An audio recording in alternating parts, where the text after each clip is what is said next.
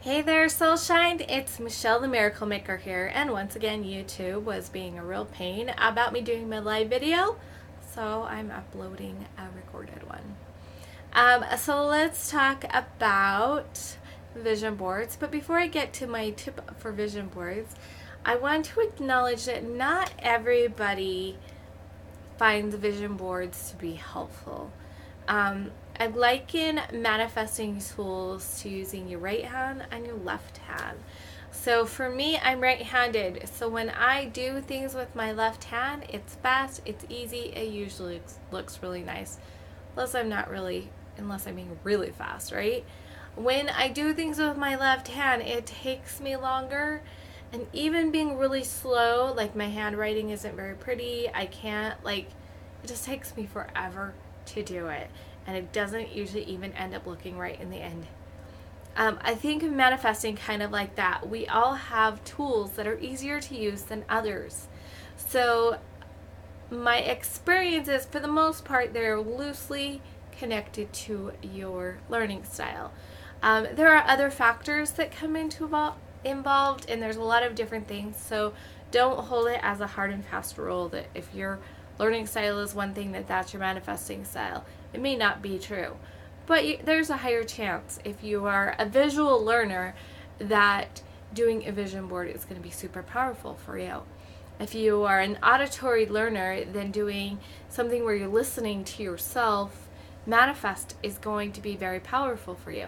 Now, these can be powerful even if it's not, especially listening. Your own voice is an authority, and if you put the right kind of music with it, your own voice being an authority to you with the right kind of music will actually go in really deep and really fast. So that's my favorite tool, no matter what your style is. But I also know people that they've put their vision boards up, and within 6 months they pulled everything off their vision board and are have replaced it with new things because it's their manifesting style. I know other people that are very kinesthetic, so they have to find ways that are kinesthetic to do manifesting, and I have some information I can share with that at a later date. If you're interested, let me know. So there's different kinds of ways to do things, but if vision boards is something you want to try your hand at, or you already have one but you would like to see if you can actually get things off faster, I have a little quick energy tip for you, and so that you can pull things off. Okay, I'm going to really quickly explain the difference between a vision board, a dream board, and what I call a creation board. Okay, so vision boards, you put one picture in each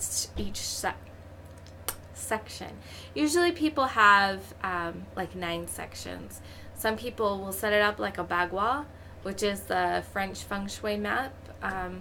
It doesn't have to be that way. I think that when you intuitively find where things go, it does a little better.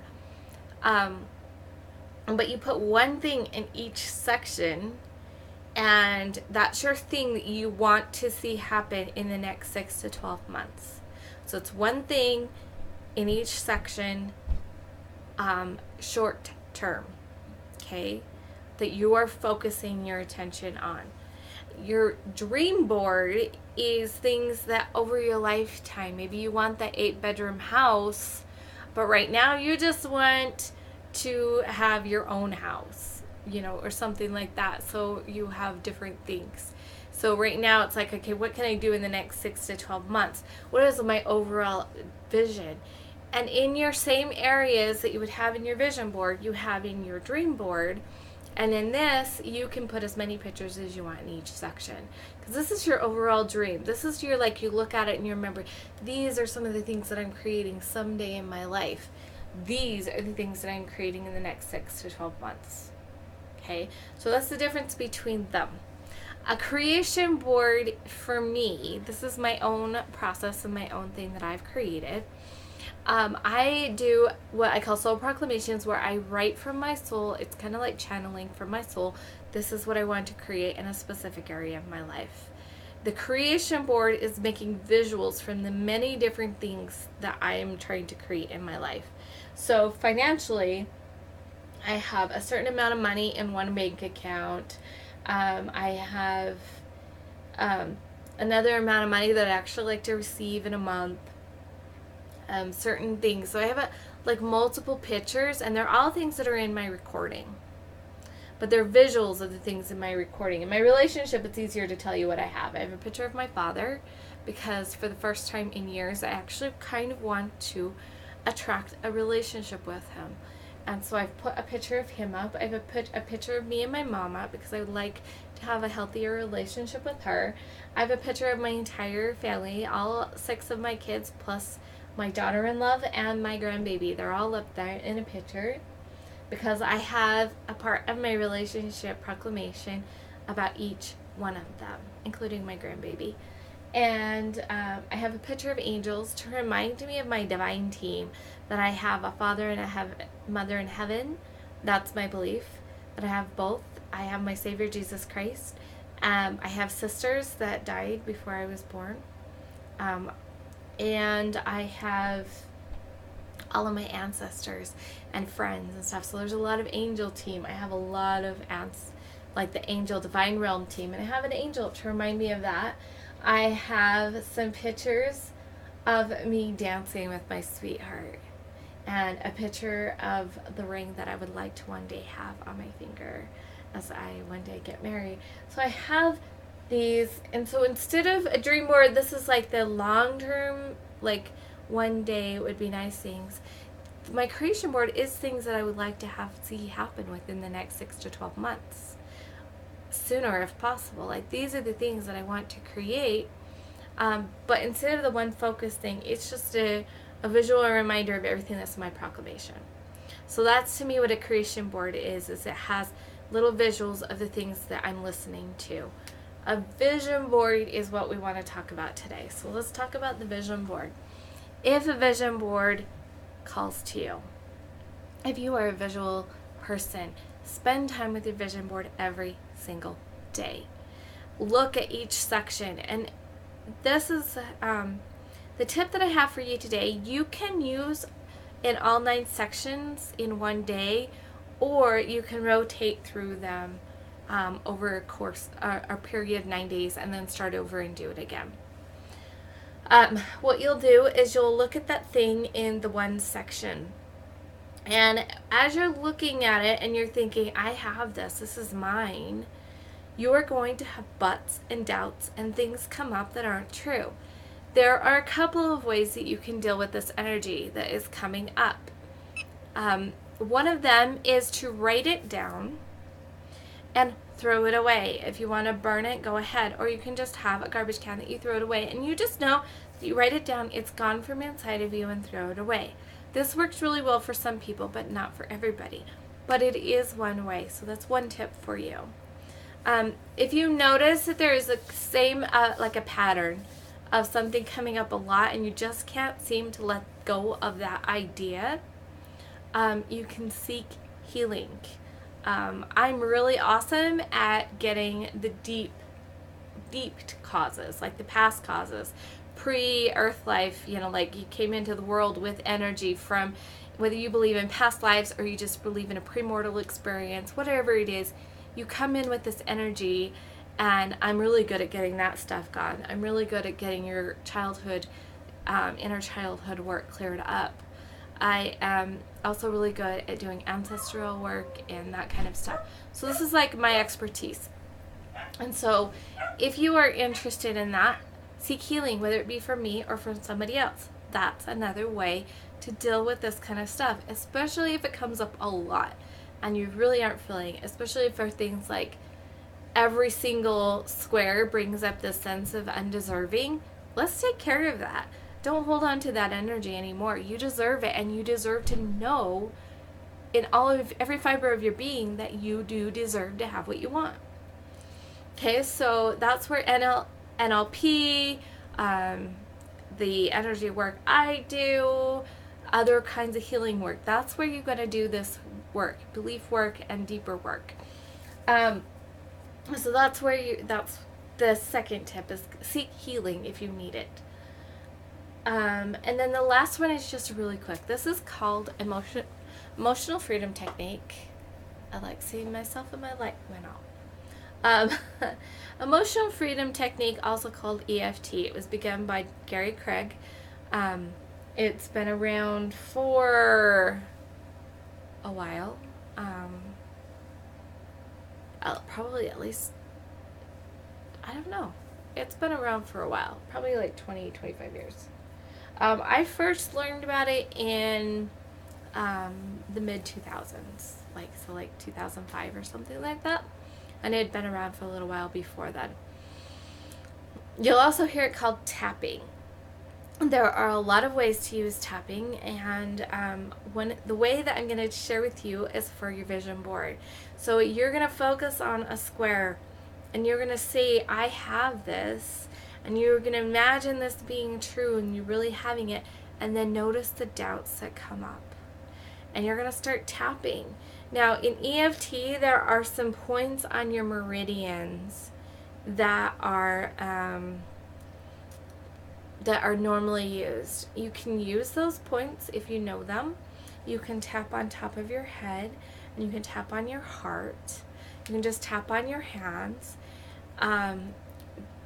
You can tap pretty much anywhere on your body, but if you know where meridian points are, which is why your heart and your head, that gets two different meridians in there, the governing and central, they're pretty key meridians and can help release things from your body. So this is helping to release the energy out of your body. And so you can tap up here, you can tap down here, you can tap here, wherever you want to tap to get, like, it's to help get the physical energy, like the energy moving out of your physical. And so what you'll do is you'll look at it and you'll start having those doubts, and so you'll just start tapping. I have that, but... And you're going to start saying, as you're tapping different places on your body, you're going to start saying all of the reasons why it's not true. You're going to acknowledge all of those statements, and you're going to say, but I don't deserve this much money, or there is no way I can save that much money, or there is no way I'm going to meet my sweetheart anytime soon. What am I even thinking of? That's just ridiculous. You can just be tapping all of that negative self-talk. Tap while you're saying it. Say it out loud or think it, but saying it out loud gives it even more power to come out, because the tapping will help release it from inside of your energy, inside of wherever it's being stored in your energy system.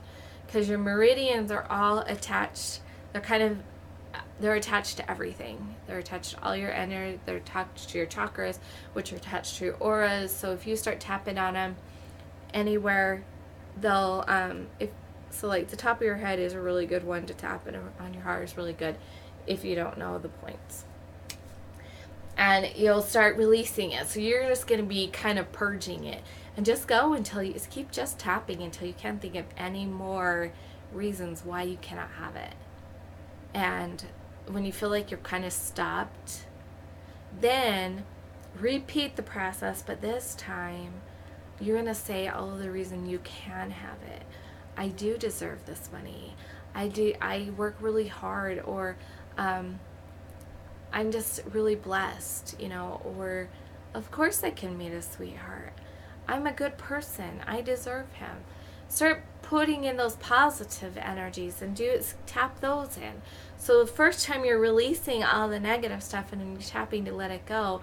The second time you're tapping it to reinforce the positive things you're saying. So you want to finish with positive things and keep going until you start feeling good. My final tip is something to do, especially after, but you can do this any time. You can do this before, when you begin to look at your vision board and to help you get into that place, that sweet spot. Put your hand over your heart and close your eyes and take a few deep breaths.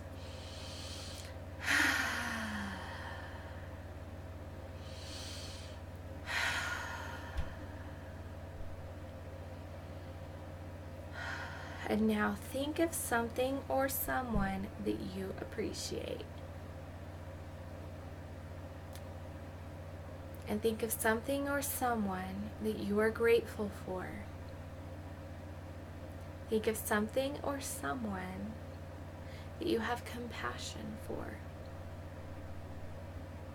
And finally, think of something or someone that you love. notice how amazing you feel. And if you can hold that beautiful space while looking at the things that you want, then you're going to be able to have them. If you can say, I appreciate having this much money, and have that, keep that warm sensation, that amazing sensation, then you can get there. If you're grateful, if you can say, I'm grateful for having this much money, you're going to be able to get there. And if you can have compassion on all of the parts of you that have prevented you from having that money, then you can receive that money.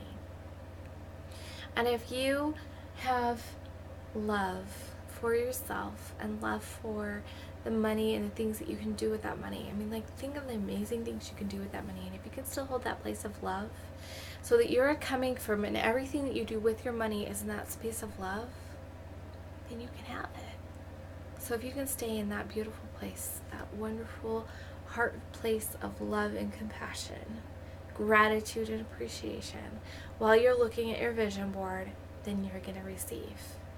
No doubt about it. And those are my final tips for you. Remember, everybody, to let your soul shine big, bright, light, and beautiful. Be the incredible, wonderful, gorgeous, brilliant, beautiful being of light that you were designed to be. And I will see you guys next time.